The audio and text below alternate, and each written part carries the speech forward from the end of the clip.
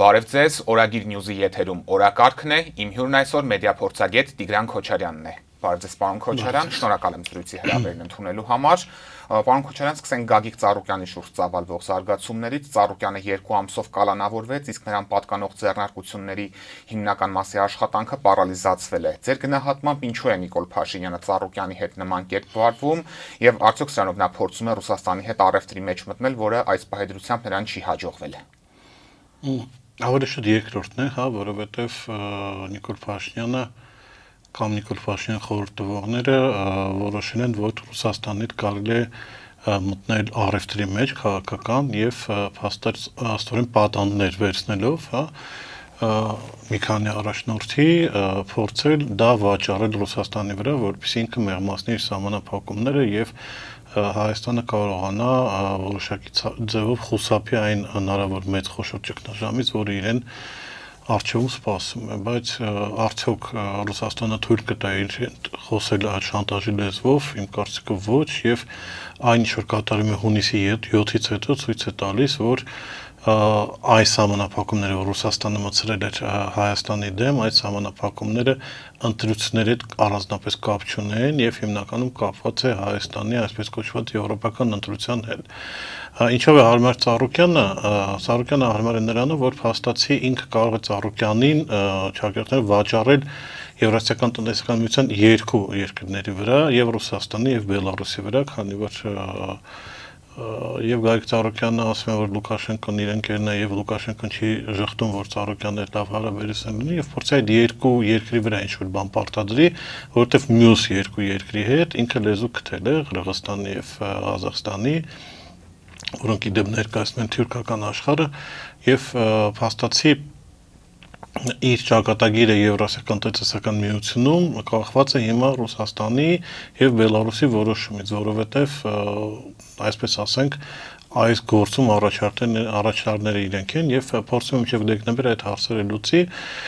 եւ երկրորդը գումարում է նաեւ Փաշինյանի էմոցիոնալ կարգավիճակը, որովհետեւ ի զարմանս իրեն եւ շատերի Գագիկ Ծառուկյանը շատ կոշտ ուրեմն դիրք է գրավել եւ որևէ 1 սանտիմետր չի պատրաստում նահանջել, շատերը կարծում են այդ թվում երևի Փաշինյանը եւ իրեն խորհրդավորները, որ Գագիկ Ծառուկյանը, որը փորձել է 2006 թվականից, հա, կամ չգիտեմ երբ այն կմտել քաղաքականության մեջ 2003-ին առաջ անգամ պատմավոր ընդունվեց հուսակցությամբ 7-ից արդեն այդ ժամանակ ինքը փորձել է միշտ ինչ որ ձևի կոնսենսուսային լուծումներ գտնել, ինչ որ ձևի ոչ թե հարմարվել, այլ կոմպրոմիսային ինչ-որ բաներ անել, որպեսզի ոչ երկիրը դնի վտանգի տակ, ոչ էլ իր բիզնեսները, բայց Փաշինյանը հույս ուներ Ծառուկյանի հետ էլ առևտրի մեջ մտնել մեծ հաշվով։ Հա, որ Ծառուկյանը կկոտրվի, կնահանջի, չգիտեմ, նույնիսկ երևի թե պատրաստ է եղել իրեն նաև դեպուտատական մանդատներ շնորհի, եթե Ծառուկյանը անցնի իր կողմը, եթե Ծառուկյանը անցներ Փաշինյանի կողմը, այդտեղ սահմանադրական մեծամասնություն կլիներ եւ փաստացի այս 2 գործոնները գումարվել են իրար, դրա համար այսպեսի կոշտ վերաբերմունք է, բայց չմոռանանք, որ զուգահեռ նաև շարունակում է եւ Ռոբերտ Քոչարյանի դեմ եւ Սամվել Կարապետյանի դեմ իր գործունեությունը, բայց այսպես ասենք ամբողջ այս հետընտրական մաղձը թափվել է հիմա Գագիկ Ծառուկյանի վրա, որովհետեւ իմ կարծիքով Գագիկ Ծառուկյանը եղել է այն մարդը, որի պատճառով կոտրվել են, այսպես ասենք, Նիկոլ Փաշինյանի սպասումները պարլամենտում սահմանադրական մեծամասնություն ձեռք բերելու բաղով։ Պարոն Քոչարյան, շեշտում եք, որ Ռուսաստանի կողմից կիրառված սահմանափակումները ըստ էության ընտրությունների հետ կապ չունեն, բայց այնուամենայնիվ ինչ եք կարծում, դրանք որոշակի ազդեցություն չունեցան, որպեսզի մարդկանց մի որոշակի խումբ գնա եւ դրանց արդյունքում Նիկոլ Փաշինյանի օգտին քվեարկի, օրինակ մեր հարցումների շրջանակներում մենք բազմաթիվ ենք այնպիսի քաղաքացիների հանդիպում, ովքեր ասում էին, որ ի սկզբանե մտադիր չէին Փաշինյանին ձայն տալ, սակայն այդ ամեն ինչի, ինչպես նաեւ Ռուսաստանից ամենատարբեր մակարդակով հնչող հայտարարությունների արդյունքում վերջին պահին գնացել եւ Փաշինյանի օգտին են քվեարկել։ Այս սա ինչ ազդեցություն ունեցավ ըստ ձեզ։ Գիտեք, մարդիկ ովքեր իրենց ոտքին կրակում են ինչ որ բանին ադու, հա, երևի թե հնարավոր է որ այդպիսի բան լինի, հավատում եմ ձեր ասումներին, բայց դա միայն ցույց է տալիս մեր ընտրողների, այսպես ասենք, էմոցիոնալ կարգավիճակը եւ էմոցիաների տակ որոշում ընդունելը, բայց ելի եմ ասում,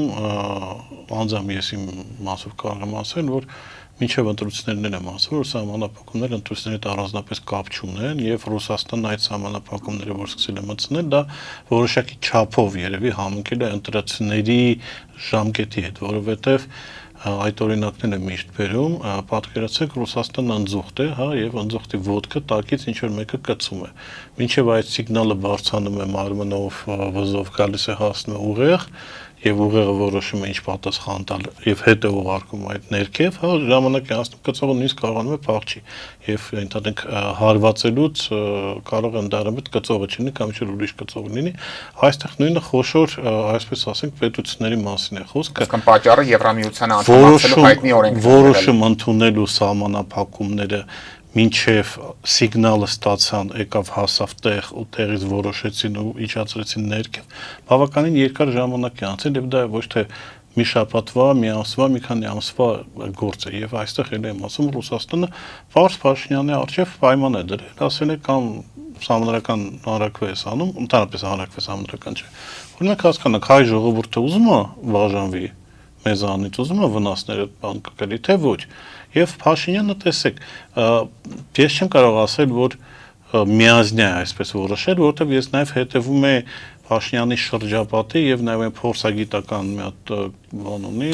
շրջանակ ունի ինքը, որոնք բանան խորհուրդներ են իրեն տալիս եւ բոլորը իրեն ասում են, որ ամսի 7-ից հետո ոչ մի կատաստրոֆա չի լինի, Ռուսաստանը պետք է Հայաստանից լեզու գտնի, так что շատ խելոք կգան, այդ համանախապակումները կհանեն, մեկը քո հետ պետք է աշխատեն, հա, եւ դրանից ողջավորված ինքն էլ երևի իր, այսպես ասած, իր խարակտերի համաձայն, բնավորության համաձայն գազ տվեց, հա, ոնց որ իրան խոսք էին խորհուրդ են տալիս 4 ոտով գազ տան, այդ 4 ոտով դրեց գազ տվեց, բայց եկավ հունիսի 8-ը եւ ոչ մի բան չփոխվեց, ավելի եւ ավելի խստացվեց, ժողովրդի լեզվով տակը մնաց։ Այո, այդ ճարահացյալ փորձը գնան Միշուստին հետ հանդիպել ինչ-որ բան փոկել այնտեղ էլ որևէ բան չստացել եւ միջալուց տեսեք, երբ որ պարզվեց, որ ինքը վերադառնում է Եկատերինբուրգից Ձեռնունայն, հենց այդ ժամանակ էլ կանոնավորեցին Գագիկ Ծառուկյանին, այսինքն չստացվեց եւ Միշուստինի վրա, որը քիչ թե շատ ավելի փափուկ է ըստ Փաշինյանի կարծիքի երևի վերաբերում Հայաստանի հանդեպ եւ ղեկավարության այնտեղ էլ այդ խնդիրը եղավ զուգահեռ նաև Գագիկ Խաչատրյանի ворթիների հետ կապված կալանավորման որոշում եղավ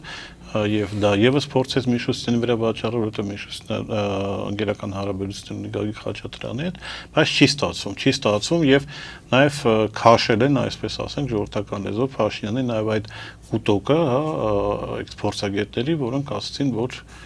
շատ կներես, բան Ռուսաստանը այսա կոյդ լեզվակնելու։ Եվ ինքը հայտնվել է մի շատ հետաքրքիր իրավիճակում, արդեն մենք ունենք 21%-ով անկում արտաքին շրջանառության, հա, վերջի տվյալները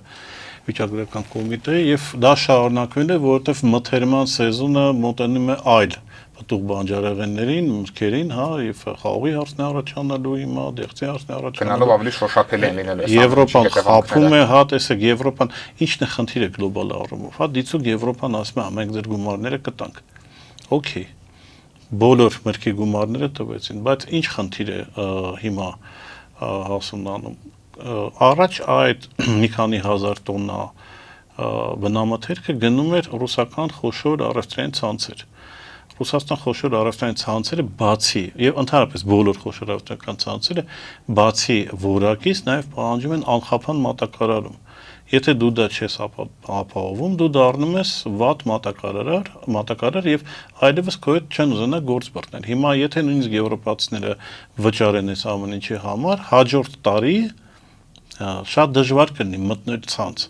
կամ այդ ցանցը իր ապահովագրման համար բավականին մեծ մարժա կդնի այդ ապրանքի վրա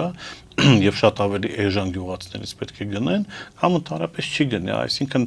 մեր գյուղացին մնում է կրկին իր խնդիրների առջև եւ ելեմ ասեմ եվրոպական լուծումը լուծում չի, որովհետեւ ինքը չի կարողանում մատակարարել այդ նույն քանակով Եվրոպայրան կարող է գումար տան, ինքը ուղղակի իր միրգը կամ թափի կամ շատ էժան գնով ինչ որ վաճառը որ իրեն ձեռ չի տալիս, որում եւ այս հարցերը չեն լուծվում եւ այլ խնդիրներ առաջանում դեռևս Ռուսաստանը սահմանափակում է Հայաստանից եկողը Աստված չտա եթե սկսի սահմանափակել Ռուսաստանից դուրս եկողը, հա, այդ ժամանակ շատ ու շատ ավելի խնդիրներ կլինեն,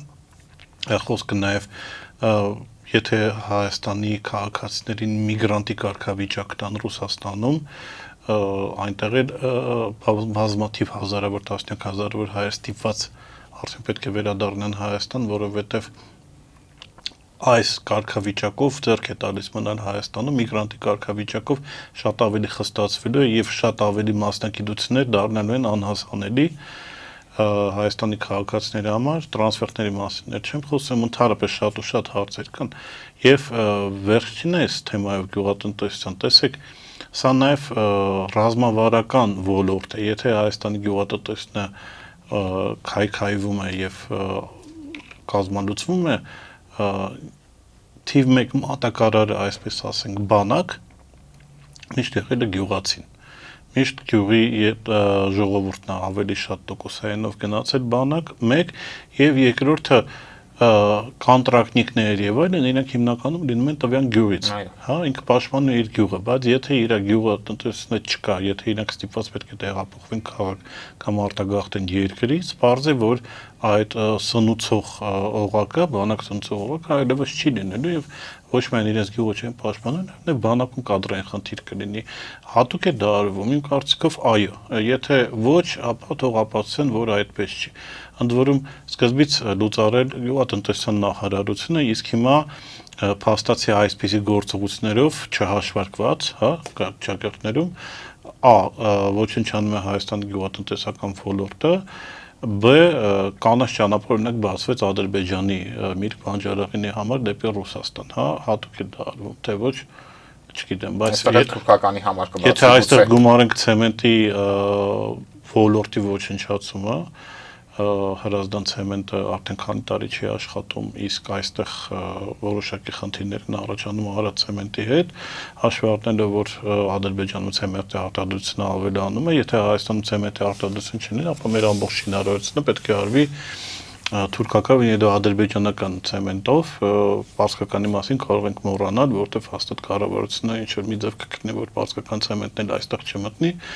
եւ մենք ոլորտ ալ ոլորտ փաստորեն դառնում ենք, մտնում ենք կախման մեջ Թուրքիայից եւ Ադրբեջանից։ Դրա համար իմ կարծիքով այնիշ որ կատարում է գյուղատնտեսության հետ, դա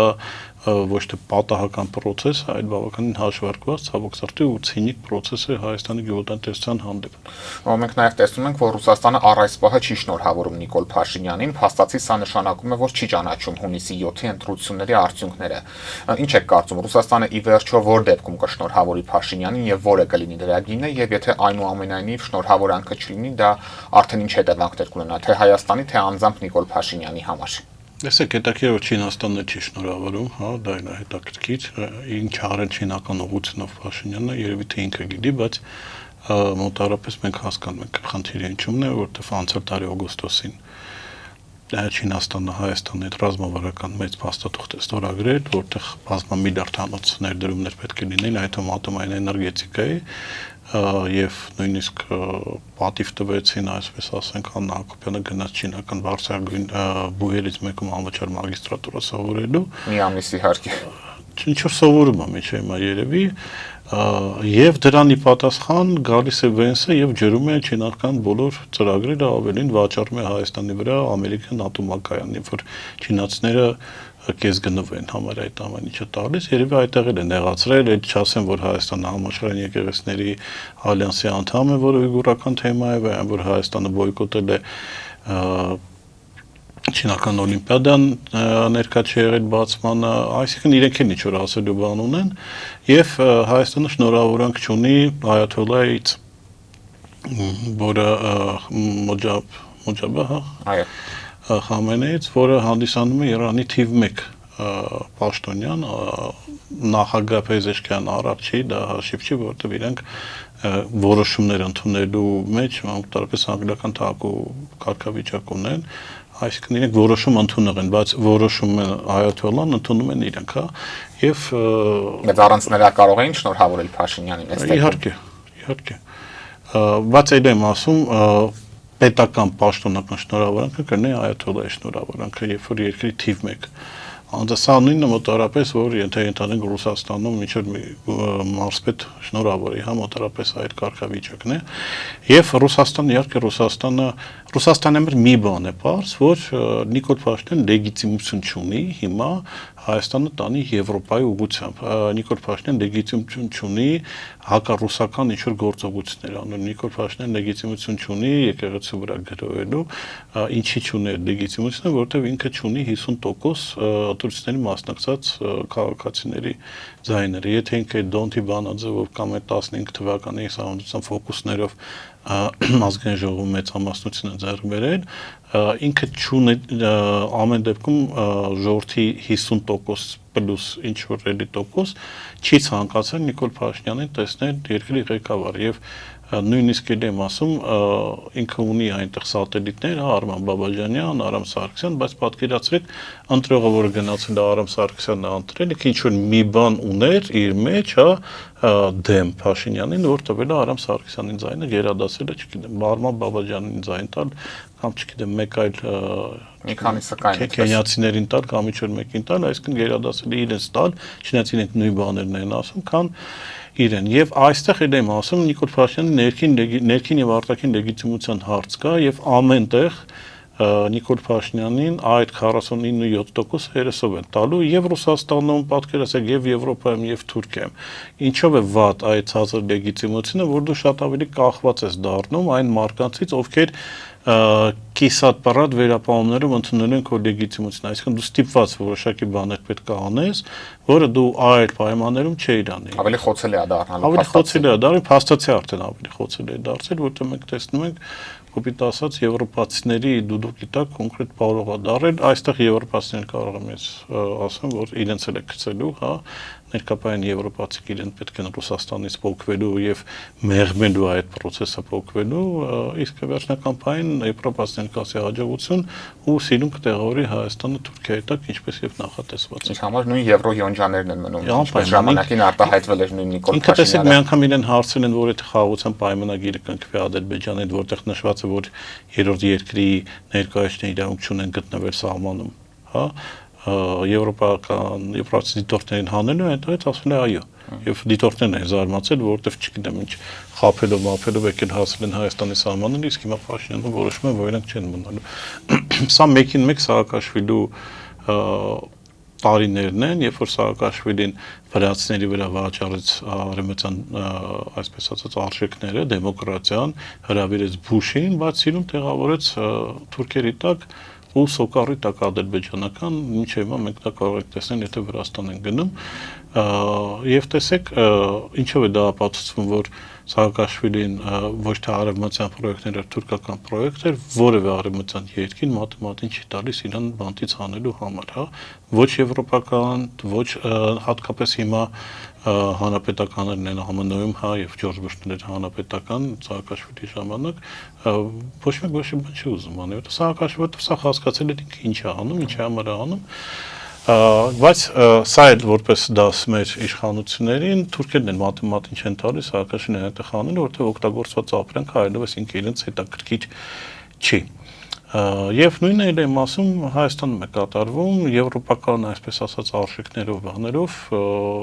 մարկած ուղեղելով անալով ինքը տանում է դեպի Թուրքիան։ Տեսեք, Թուրքիան Եվրոպան չի պահանջում, չէ՞ որ Մասիսարը ամենտեղից դուրս գա, դրա տեղը արագած լինի։ Եվրոպան չի պահանջում գրոհել, չգիտեմ, հայդատի գրասենյակների դեմ եւ պարակտել Սփյուռքը, հա, որտեղ Սփյուռքը դիմեք ճշնամին է հիմա Թուրքիայի։ Եվրոպական միությունը չի ասում գնա տարբեր տեղեր հայտարարի, որ Արցախի հարցը փագել է, Սեջը փագա եւ չգիտեմ, եկեղեցու դեմ հարձակվիր եւ այլն։ Եկեղեցու դեմ հարձակում գործի եւ այլն, այսինքն դա Եվրոպայի պահանջները չեն, դա Թուրքիայի եւ Ադրբեջանի պահանջներն են, բայց Եվրոպան էլ է օգտագործեն, որ այն կոսը գա ինչ-որ բան անի, ջեմով բանկեք փագի կամ ինչ-որ բան 7-8 ծիրանով երկու բանկա ջեմ փագի, այսինքն դրա համար է, էլի ինձից փողը վերցնում է, այդ գյուղացուն խափում է ինչ-որ շղարշի տակ է գցում, ասում են գնում ենք Եվրոպա, բայց էլ եմ ասում ամբողջ Հայաստանի արտաքին քաղաքականությունը արդեն համաձայնեցնում է փաստացի Թուրքիայի պահանջների հետ։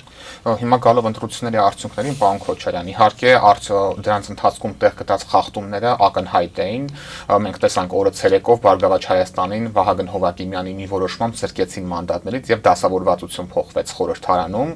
Փաշինյանի 3/5 ստացավ, բայց այնուամենայնիվ հիմա երբ որ ընտրություններից մեկ ամիս անց հետադարձ հայացք է գցում, որոնք էին ընդդիմության գլխավոր սխալները, որոնք Փաշինյանի համար իր վերընտրությունը ապահովեցին, քանի որ անկախ է նշած իրողություններից պետք է ընդունենք, որ մեր հանրության մի պատկառելի խումբ գնացել եւ իր ձայնը տվել է Փաշինյանին հերթական անգամ։ Տեսեք, սխալներից մեկը օրինակ, ինչի ընդդիմությունը չի պահանջել կենտրոնական ընտրական հանձնաժողովի ղեկավար կազմի փոփոխությունը,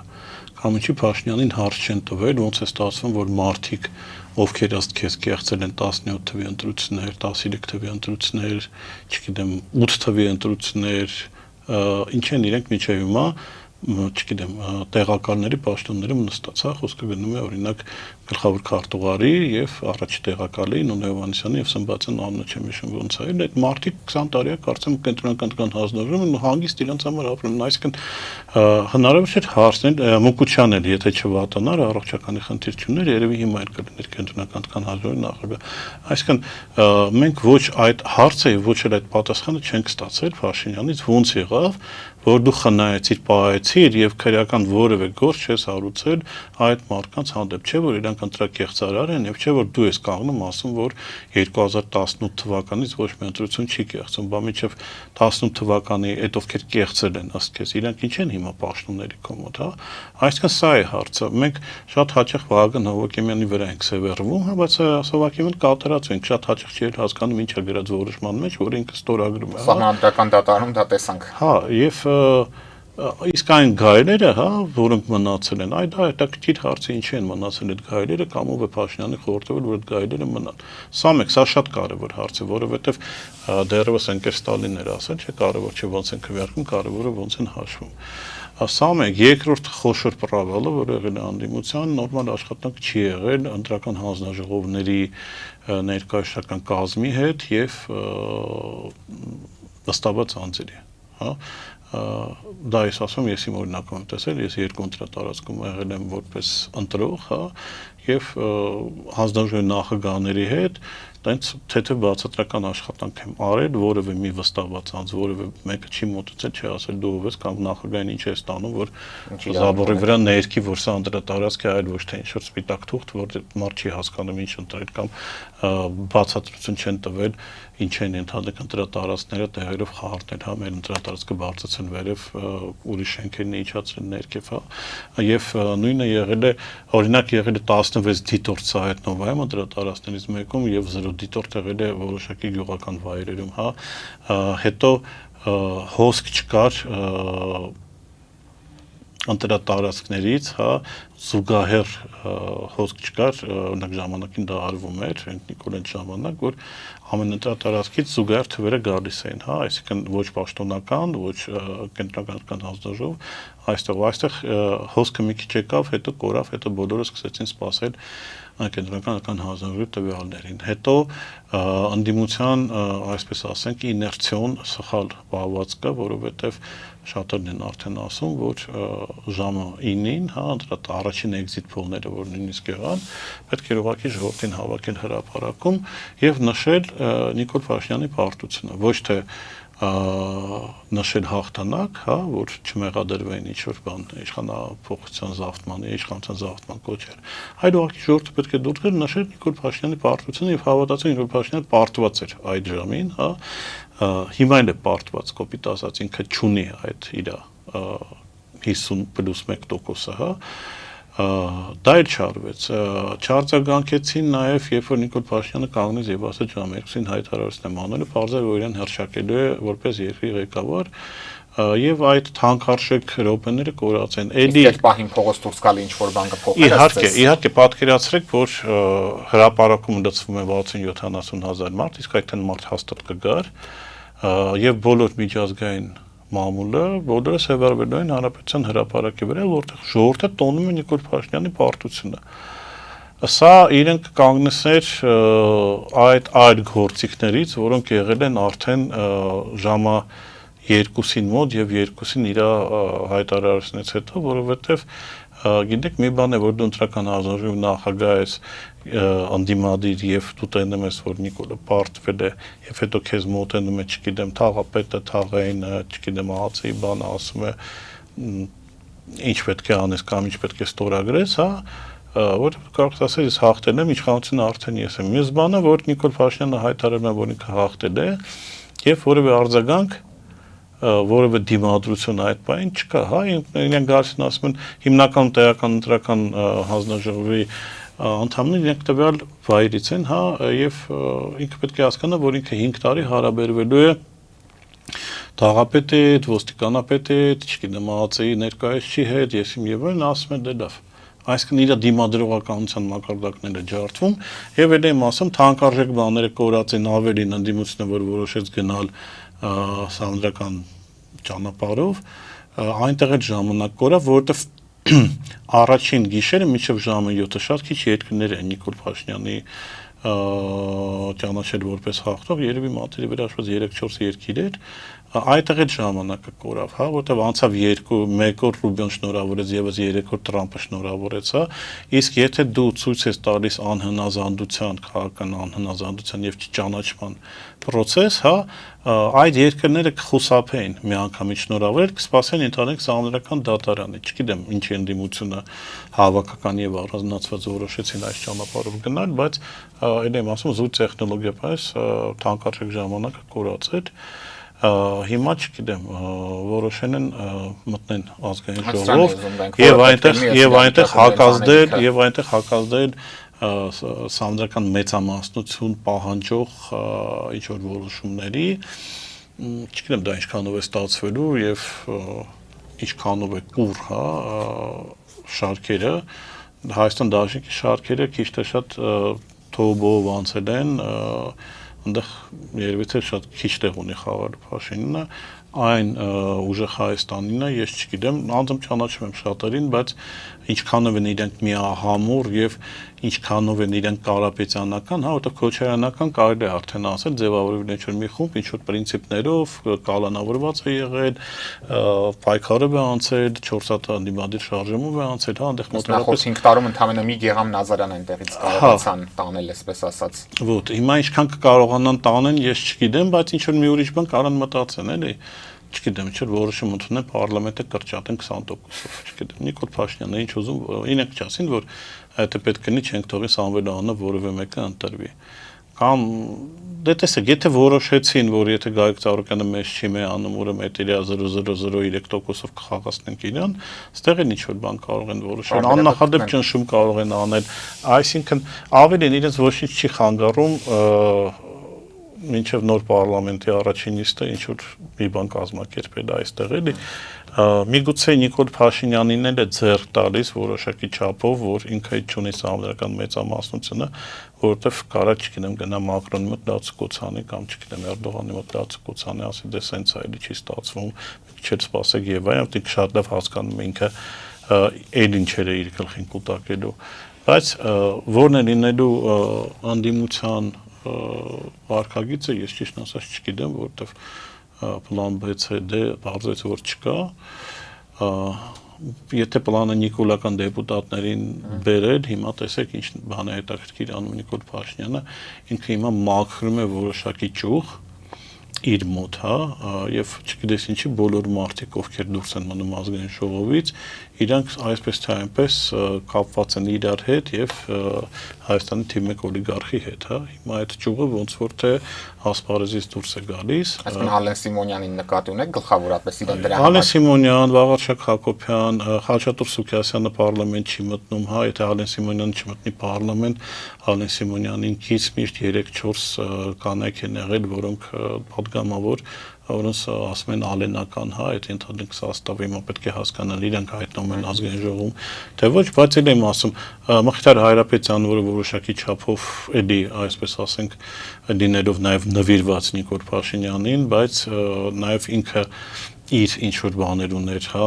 խումբ ուներ իրեն սատարող եւ ելի մասը միգուցե սխալվում, բայց ես դեռևս տեսնում եմ, որ այն մարդիկ, ովքեր եղել են Խաչատուր Սուքասյան ու Սաղաթյալ Սուքասյանի կողքերը, իրենց ինչ որ ձևի մի կողմ են քաշում։ Հիմա դա որովհետեւ Փաշինյանն իրենց չի վստահում, թե այլ ինչ որ հանգամանքների բերումով ա եղել, դա ավելի շատ Փաշինյանը կհասկանա, բայց որ մարդիկ, ովքեր հայտարարել են, որ չեն մտնելու պարլամենտ եւ իրենց միավորող բաներ կան, Վաղարշակ Հակոբյանի ըստ մամուլի հայրը Խաչատուր Սուքասյանի ծախսաձորում բիզնեսների մեջ է, հա, գտնվում։ Եթե ինչ-որ էլի մարդկանց տակափորել, էլի կարող են գտնել, սա արդեն իրենց ներքին բան է, բայց իմ կարծիքով Փաշինյանը նաեւ դա է բան անում, որ ավելի կուռ սարքում իր շարքերը, որպեսզի այդ հնարավոր այդ 8 падգամավորը, որը կարող է իրանից դուրս գա եւ միանա, չգիտեմ, անդիմադիր դաշինքներին եւ իմպիչմենտ պահանջի, փորձում այնտեղ մաքսիմալ մաքրել եւ ավելի ուժեղացնում չակերտավոր թուրքական բրիգադը։ Իսկ դրա հավանականությունը դուք տեսնում եք, իրատեսական է ակնկալել, որ այս դասավորվածության պարագայում դա տեղի կունենա արդեն եւ ընդ որում արդեն 8 չէ, 11, քանի որ 8 եթե ԲՀԿ-ն անցներ խորհրդարան, այս դեպքում 11-ի անհրաժեշտ։ Գիտեք, եթե 5 հոգի անցնի, 11-ներ կանցնի, 15-ներ կանցնի, այսինքն ինչ որ սկզբինն է process է լինելու, որի դեպքում իրենք կանեն, դա կանեն, տեսեք, ես մարդ եմ, որը տեսել եմ ՀՀՇ-ի քայքայումը եւ տեսել եմ մի գիշերվա մեջ, հա, ոնց Բաբկեն Արաքսյանը հրաժարական տվեց եւ պարլամենտում ձևավորվեց այլ մեծամասնություն, հա, եւ որ ՀՀՇ-ից բավական շատ մարդ գնացին մտան հանրապետական կուսակցություն եւ այդտեղ իշխանափոխություն եղավ։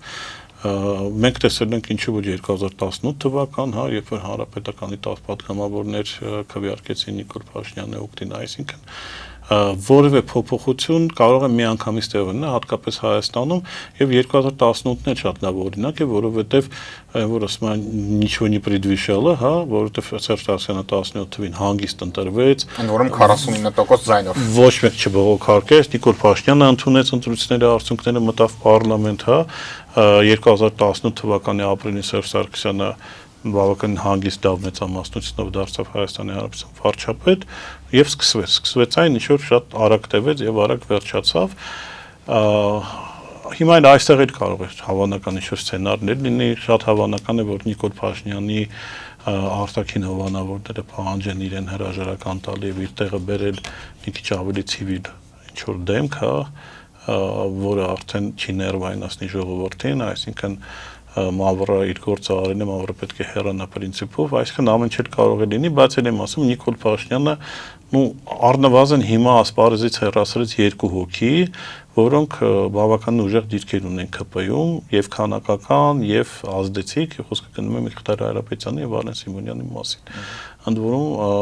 Արեն Սիմոնյանը իմ կարծիքով հենց այդպես այդ ամեն ինչը չի թողնի եւ իմանալով իր բնավորությունը եւ ներքին աշխարհը ինքը իրեն արդեն երևի երազում է ինչ-որ Փաշինյանի պաշտոնում տեսնել կամ շատ ավելի բան, որովհետեւ ասում է իրեն Փաշինյանից միշտ կեսքայլ հետ է տեսնում։ Չէ, մարդը տեսեք Կիշտոյանի հետ է բարևել, չգիտեմ, Վալենտինա Տերեշկովայի չէ, բայց Վալենտինա Մատվիենկո հետ է բարևել, երեխեքը Վենսի երեխեքի հետ են բան, հա, լավ հարաբերությունների մեջ, այսինքն այդ մարդու մոտ միգուցե ինչ-որ տենց երազանքներ կան եւ միգուցե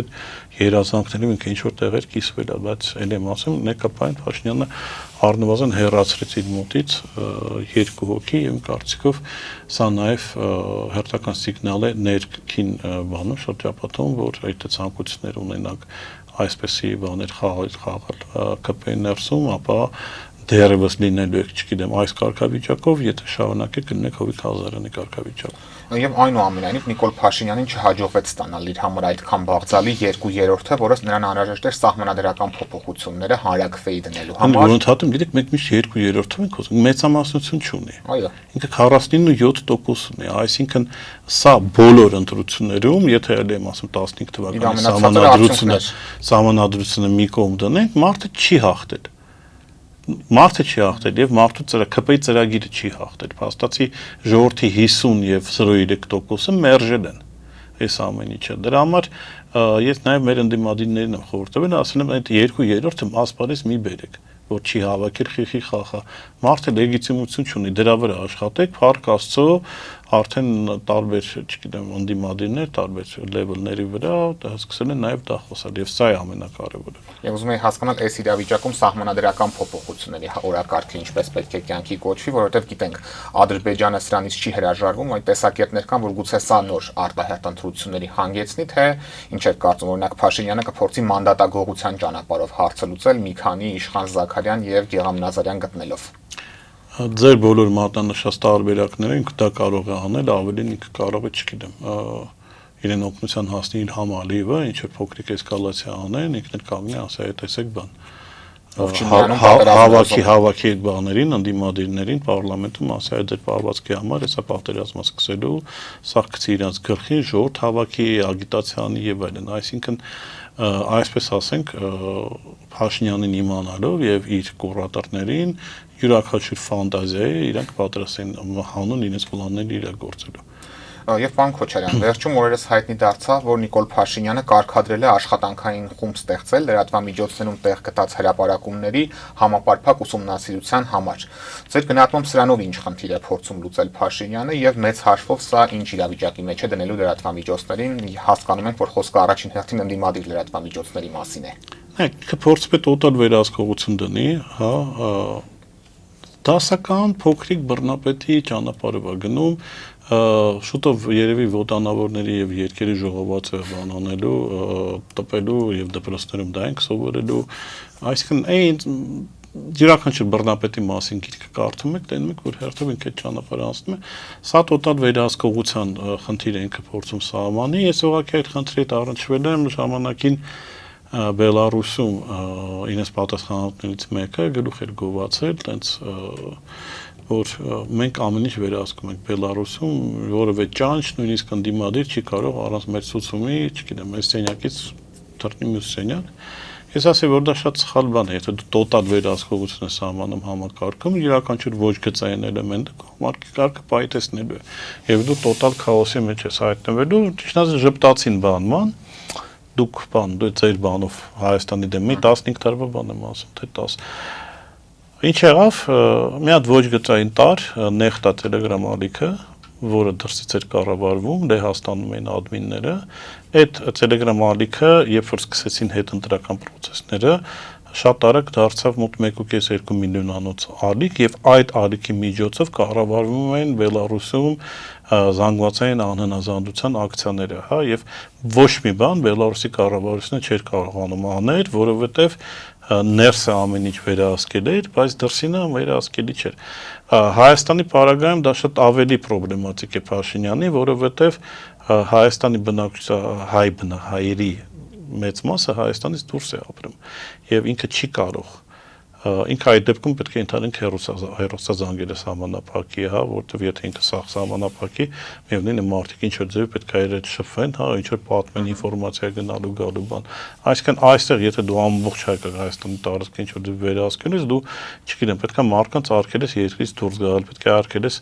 մարդիկ գնան խոպանից փող ուղարկեն, հա, առանց դրա ինքը հիմա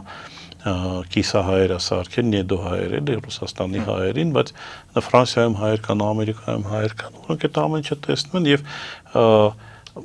եւս մեկ անգամ համեմատեմ իրեն Սաակաշվիլի, նույնը Սաակաշվիլին էր անում, որ տոտալ վերահսկողություն էր ուզում անել, Սաակաշվիլի ժամանակ բնակչության 10%-ը մի քիչ ավելի նույնիսկ անցել էր Վրաստանի քրեակատարողական հիմնարկներով, կամ ժամանակավորապես կալանավորել կամ երկարաժամկետ բաներ ժամկետներ են ստացել եւ ի վերջո այդ 10%-ը եւ իրենց բարեկամները քվարկեցին իրեն դեմ, հա, եւ այդ 10%-ը եւ այլն նաեւ դարձան վրացական այն ժամանակվա անդիմության հիմնական կորիզը, որը դուրս էր գալիս ցույցերի եւ այլն, եւ այստեղ էլի դու չես կարող լինել դիկտատոր սահմանափակ ռեսուրսներով, հա, Փաշինյանը չունի գումար դիկտատուրա անելու, հա, ցանկության դեպքում ոնց է ինքը մինչև վերահսկել իրավիճակը, Ռուսաստանը աչքերը փակել է, հա, այստեղ ինչ են, ինքը Ռուսաստանից տոննեկով փող է ստացել, հա, բանակ, ասեմ բանակ, գվարդիա պահել, չգիտեմ, ոստիկանությունն պահել, կարմիր բերետներ պահել, մեծ պետական ապարատ պահել, չգիտեմ, ինչ որ առողջապահական ինչ որ ծրագրերը անում, հա, սոցիալական թոշակը ավելացնում, այդ սա փողերը որտեղից էր, հա, հիմնականում նաև գուցե խնդիր ունենա դա հիմնականում Ռուսաստանից, իսկ հիմա եթե Ռուսաստանից այդ հոսքը կրճատվի, իսկ կրճատվել է արդեն այդ հոսքը, ինքը պետք է կամ վարկեր վերցնի, որոնք իրան երևի ինչ-որ ժամանակ կտան, բայց ինքը վարկերի փոխարեն տալու բան չունի սովորաբար, ինչ հնարավոր էր տալ, ինքը արդեն տվել է, չգիտեմ, կարող է ինչ-որ կոմբինատ նվիրի կամ չգիտեմ, կարող է ինչ-որ բան, դա էլ է վերջանալը, բայց այդ ահռելի պետական ապարատը եւ ուժային ապարատը պետք է կերակրես, որ բան դադարեցնես կերակրելու, այդ բան իրենք ծրվելու են տներով կամ դուրս են գալու քո դեմ։ Սրա վառ օրինակը տեսեք, դիկտատոր կարաս լինես, օրինակ մի երկրում, եթե դու անխափան նավթ ես արդյունահանում, հա, այսինքն քոննա ինչքան ուզես, քո մոտ վերականգնվող եկամուտների աղբյուր է։ Եթե դու չունես այդ վերականգնող եկամուտի աղբյուր, դու չես կարող այդ զանգվածը պայես, էլի ռուսական երկրներում էլի փողը չկա, հա, նավթ դու չունես, գազ դու չունես, հա, վերականգնող որևէ աղբյուր չունես, Եվրոպան էլ կտա այդ չի տա, որովհետև Եվրոպան հիմնական փողը տալիս է Ուկրաինային։ Դրա համար դիկտատոր լինելը դա դեռևս ցանկությունը դեռևս քիչ է, դու դա էլ պետք է ունենաս, եւ երրորդը նույնիսկ պետք է ունակ լինես դիկտատոր լինելու համար, էլի ունակություններ են պետք, բացի գումարից, որ ինքը դա էլ չունի եւ մեծ հաշվով այս ճանապարհի առաջին քայլն է սա, կարող ենք սա փաստել։ Դե փորձեց փագեց ինքը սահմանումը, ինչ անելու ինքը։ Միևնույն է ժողովրդին պետք է կերակրի, հա, դա էլ սովետական միություն չի, որ կամ Չինաստան չի, որ կարող է սահմանափակել իր ամբողջ տարածքը եւ ապահովել իր բնակչությանը որոշակի ուտելիքով, չգիտեմ, վառելիքով եւ այլն եւ ամեն դեպքում բերանները փակվի։ Տեսեք Ռուսաստանին հիմա սանկցիաների տակ է եւ այլն, բայց ընդ որում Ռուսաստանը չի սահմանափակվել աշխարհից, աշխարհն է փորձել սահմանափակել Ռուսաստանը, բայց Ռուսաստանը առանձնապես որևէ այդպես գլոբալ կատաստրոֆա տեղի չի ունեցել, բայց Հայաստանը դա Ռուսաստան չէ, Ռուսաստանի բնակչության ռուսների, այսպես ասենք, 2/3-ը չեն ապրում Ռուսաստանից դուրս, հա, եւ այստեղ ոնց է ինքը լուծելու այդ հարցերը, ոնց ենք սահմանափակելու մարդիկ, չգիտեմ, ձեր ԶԼՄ-ին չեն դիտի, մեր ԶԼՄ-ին չեն դիտի, այլ ԶԼՄ-ներ կգտնեն, այլ Telegram ալիքներ կգտնեն, WhatsApp-ներով կլինի, հազարում մեթոդ կա շրջանցելու պետական ցենզուրան։ Արդյունքում թիրախ են դառնալու բացառապես օրինական գրանցված լրատվամիջոցները, որոնց գործունեությունը սահմանափակվել է։ Հա, չէ, մի հատ կերպար կա, այդ կերպարի նման կդառնան, հա, ավելի վատ բանը, բառապաշարի վրա, ինչա դա անելու, էլ ինչ որ բան չկա։ Տեսեք, դու ինչքան էլ փորձես սահմանափակել, այսքան քեզ քիչ կկարդան։ Մենք ժամանակին որ հայ-ադրբեջանական այդ հակամարտությանը նաև ռազմական բանին որ պատրաստում ենք, մի հատ պրինցիպ կար, որ մենք չպետք է փակենք ինֆորմացիան ամբողջապես հայ ժողովրդից, որովհետև եթե դու փակում ես ինֆորմացիան, իրենք գնում են ուրիշ տեղից են ինֆորմացիա ման գալիս, հա, եւ հիմնականում իրենք գնալու են, չգիտեմ, ադրբեջանցիների մոտ են փնտրելու ինչ որ ձևի ինֆորմացիա։ Դրա համար այդ բանը չի աշխատում։ Դու պետք է եւ նենք 16 թվականից հետո վստահությունը պաշտպանության նախարարության հանդեպ աճելու, միայն աճել էր, 20 թվականից հետո արդեն բոլորը բանը դնում են ինչ-որ հեքիաթների վարչության տեղ են դնում եւ այստեղ էլ նույնն է լինելու դու ինչքան էլ փորձես սահմանափակես ինֆորմացիա եթե փորձես ժողովրդի վրա վաճառես մենակ պետական ռոպագանդա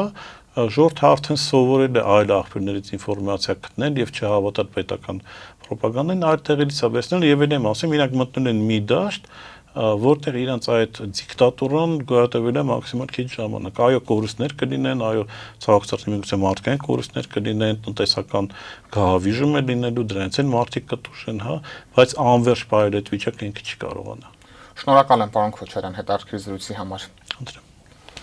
Օրակարգն այսօր այսպիսին էր, այն ամփոփեցինք մեդիա փորձագետ Տիգրան Քոչարյանի հետ։ Օրագիր Նյուզի սիրելի հետևորդներ, հետագա հաղորդումները բաց չթողնելու համար չմոռանաք հավանել այս տեսանյութը, բաժանորդագրվել ալիքին եւ ակտիվացնել զանգակի կոճակը։ Դեռ կհանդիպենք։